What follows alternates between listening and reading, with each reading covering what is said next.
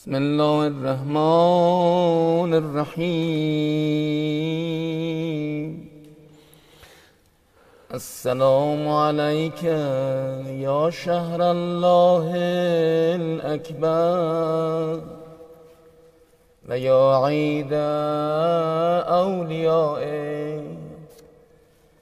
السلام عليك يا أكرم مسحوب من الأوغار ويا خير شهر في الأيام والساعات. السلام عليك من شهر قربت فيه الآمال ونشرت فيه الأعمال.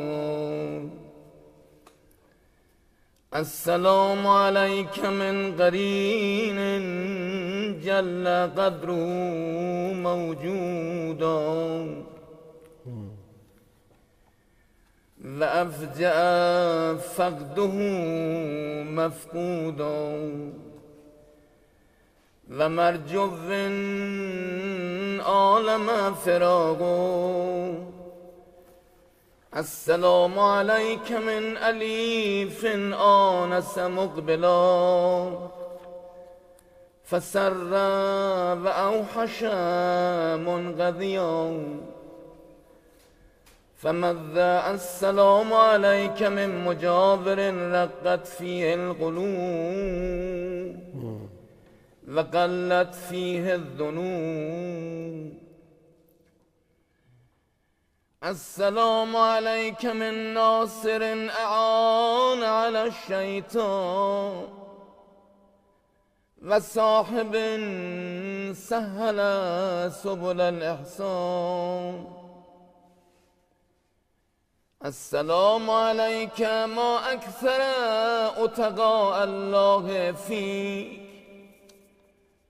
وما أسعد من رعى حرمتك بك.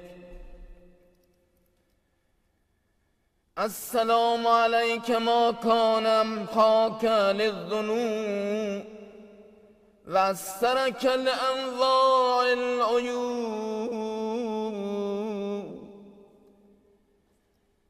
السلام عليك ما كانت ولك على المجرمين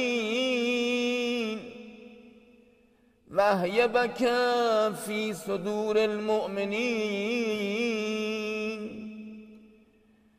السلام عليك من شهر لا تنافس الأيام. السلام عليك من شهر هو من كل أمر سلام.